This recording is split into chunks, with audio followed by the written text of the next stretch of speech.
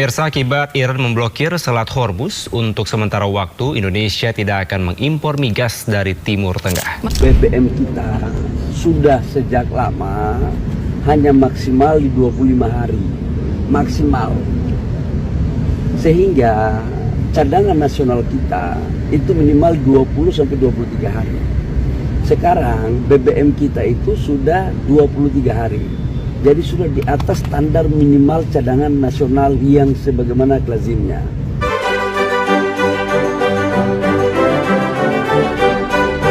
Oke cuy, selamat datang teman-teman sekalian. Gua mau cepet-cepet aja. Gua mau mengabarkan sesuatu ke kalian. Kalian pasti udah tahu kondisi geopolitik hari ini. Perang yang berkecamuk di Timur Tengah dalam waktu kurang dari sebulan dari sekarang akan berdampak ke kita. Ya, ke negara kita. Dan jika memang perang ini berlangsung lama dan kita ambil kemungkinan terburuknya, yaitu impor minyak ke Indonesia berhenti. Menurut kalian Indonesia bisa bertahan berapa lama cuy? Sebulan, 3 bulan, setengah tahun? Jawabannya mungkin bakal bikin kalian kaget cuy.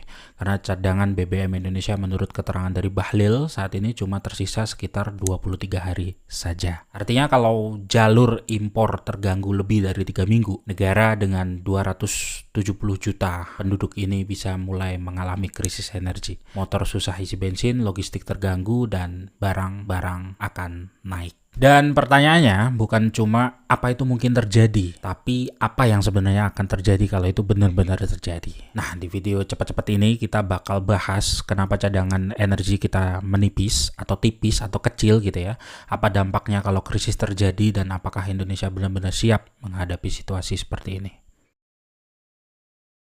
Jadi gini cuy, beberapa waktu lalu Bahlil ngomong soal cadangan energi Indonesia yang tersisa cuma sekitar tinggal 20-an hari lah ya. Banyak kemudian orang langsung panik, banyak DM yang masuk ke gua lewat IG, TikTok ataupun yang lain gitu ya. Dan semua menanyakan hal itu, semua pada mikir Indonesia mau kehabisan minyak. Padahal maksudnya bukan gitu cuy. Yang sebenarnya Bahlil maksud adalah cadangan operasional BBM yang disimpan di tangki-tangki nasional. Indonesia memang cuma punya kapasitas penyimpanan sekitar 3 minggu konsumsi cuy. Jadi bayangannya kayak rumah yang airnya itu mengalir terus dari PDAM, tapi toren air di rumah kita cuma muat untuk beberapa hari saja. Selama impor minyak lancar itu nggak jadi masalah, nggak jadi soal. Tanker datang terus, kilang jalan terus, distribusi juga normal. Jadi stok di tangki selalu diisi terus sebelum kemudian habis. Nah, kenapa tiba-tiba Bahlil ngomong soal ini? Karena dunia sedang panas cuy, lagi panas-panasnya ya kan.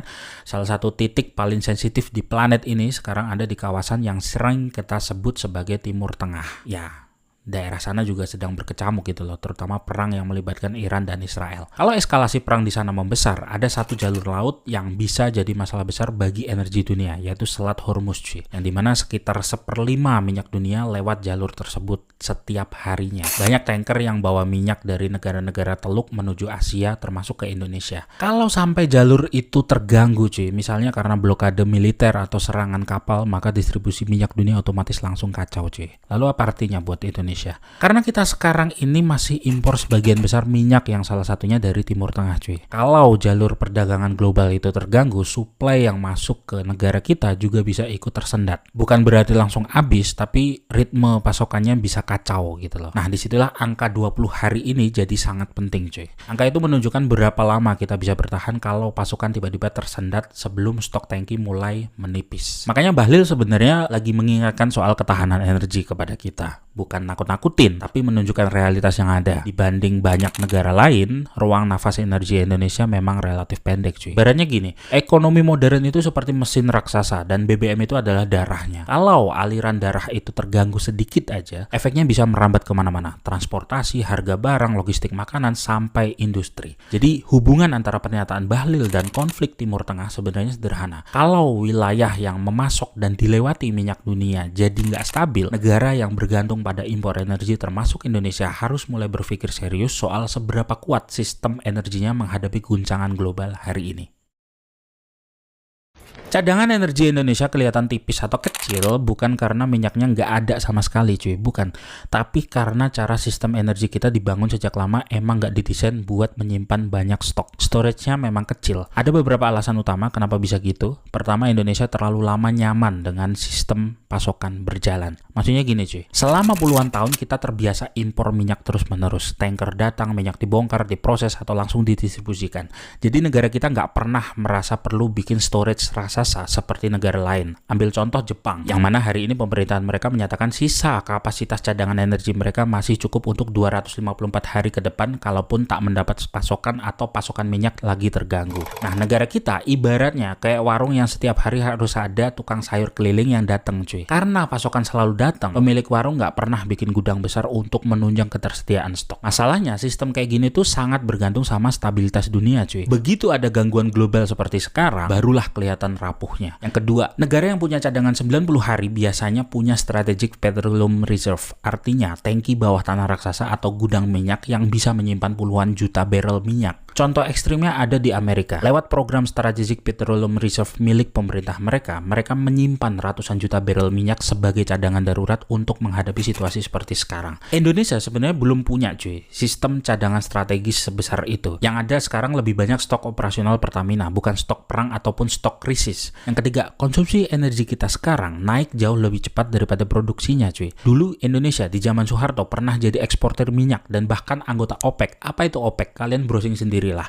apa itu OPEC. Tapi sekarang masalahnya situasinya udah kebalik cuy. Produksi minyak turun, konsumsi kendaraan dan industri naik. Akibatnya kita harus impor minyak dalam skala besar setiap harinya. Jadi stok yang disimpan di dalam negeri cenderung kecil karena sistemnya bergantung pada pasokan yang harus masuk. Keempat, infrastruktur penyimpanan kita ini emang limit cuy. Tangki penyimpanan BBM, terminal minyak, dan fasilitas logistik energi di Indonesia jumlahnya masih nggak sebesar negara industri maju. Jadi bahkan kalau kita mau menyimpan banyak stok pun kapasitasnya emang belum cukup besar gitu loh. Jadi kalau gua rangkum secara jujur cuy, sebenarnya cadangan energi kita ini kelihatan tipis karena bukan disiapin untuk bertahan lama tanpa impor, melainkan untuk sistem pasokan yang terus mengalir. Selama dunia stabil mah itu nggak jadi masalah ya kan. Tapi begitu kayak sekarang di mana situasi geopolitik dunia itu sudah panas karena perang, blokade laut dan terjadi krisis minyak, barulah kelihatan bahwa ruang nafas energi kita sebenarnya nggak memadai untuk menunjang kebutuhan energi kita sendiri. Dan disinilah muncul pertanyaan yang menarik buat dipikirin bareng-bareng cuy.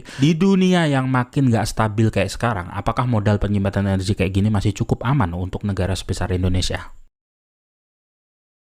Gua akan jelasin logikanya pelan-pelan aja cuy, karena banyak orang bayangannya langsung kiamat gitu loh. Padahal realitanya lebih ke krisis yang bertahap. Misalnya kita pakai skenario ekstrim aja, yaitu impor minyak keganggu lama, perang berlangsung lama, stok yang ada di tangki nasional terus terpakai gitu kan.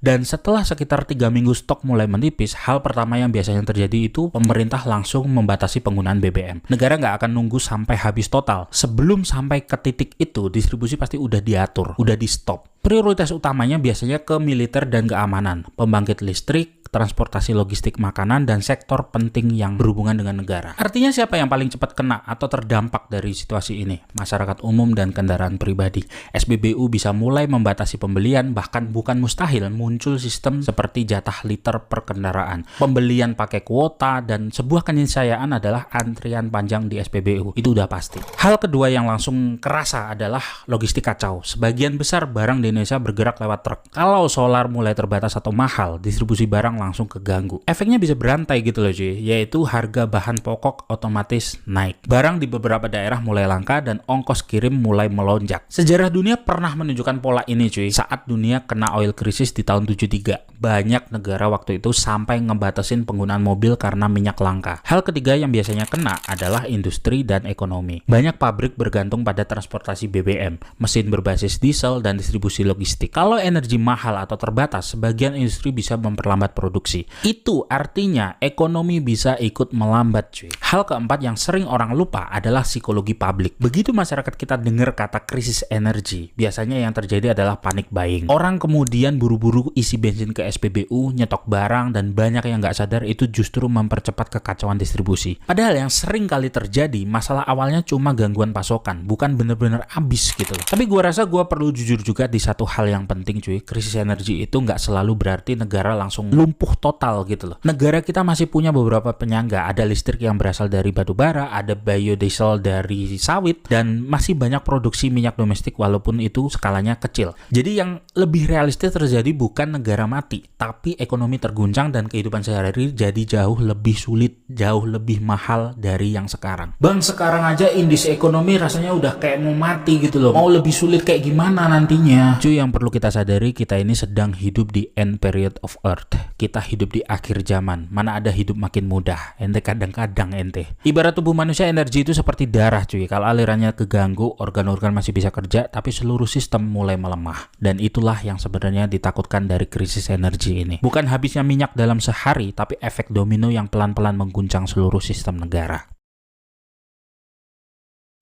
Gue langsung jawab jujur aja cuy, tanpa gue kemas sebagai penenang diri gitu ya. Kalau ngomong siap atau tidak, jawabannya kita belum sepenuhnya siap. Tapi juga bukan berarti kita benar-benar rapuh. Posisi kita itu di tengah cuy, yang artinya masih punya beberapa kekuatan, tapi juga punya celah yang cukup serius. Masalah terbesar kita sebenarnya bukan cuma soal minyaknya, tapi ketahanan sistem energinya. Sekarang gini, Indonesia setiap hari mengkonsumsi minyak jauh lebih besar daripada yang kita produksi. Akibatnya kita harus impor dalam jumlah yang besar. Artinya, sistem energi kita sangat bergantung pada jalur perdagangan global. Seperti yang gue bilang di bagian-bagian sebelumnya atau di bagian awal, kalau dunia stabil, semua aman. Tanker datang, kilang jalan, distribusi lancar. Tapi kalau dunia mulai panas karena perang seperti sekarang, blokade laut atau konflik di wilayah produsen minyak, negara yang bergantung impor seperti kita otomatis jauh lebih rentan. Itulah kenapa banyak negara besar membangun cadangan minyak strategis. Contohnya di Amerika ada program penyimpanan darurat nasional bernama Strategic Petroleum Reserve yang menyimpan ratusan juta barrel minyak yang tadi juga udah gua bahas. Tujuannya sederhana, kalau krisis global terjadi, negara masih punya nafas untuk bernafas panjang. Negara kita sendiri belum punya cadangan strategis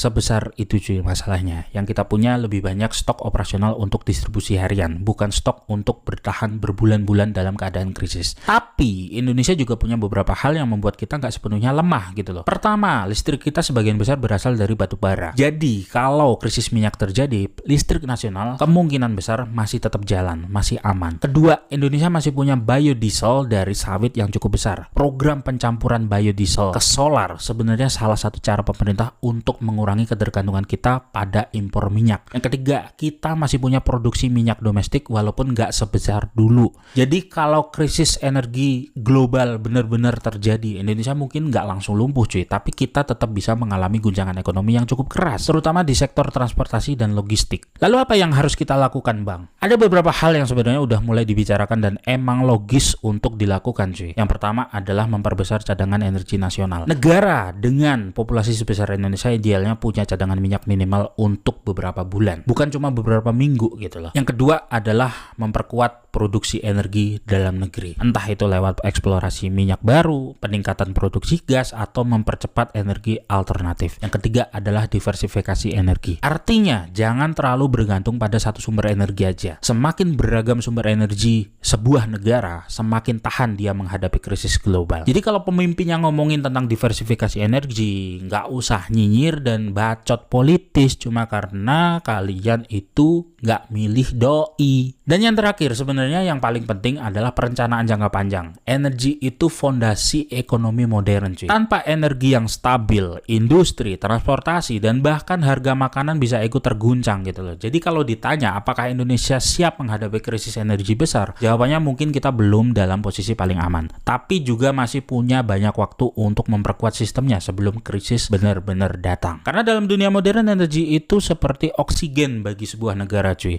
Selama tersedia kita hampir nggak pernah memikirkannya ataupun membicarakannya juga nggak pernah gitu loh. Tapi ketika pasukannya terganggu seperti sekarang atau akan terganggu seperti sekarang, seluruh sistem bisa ikut merasakan dampaknya.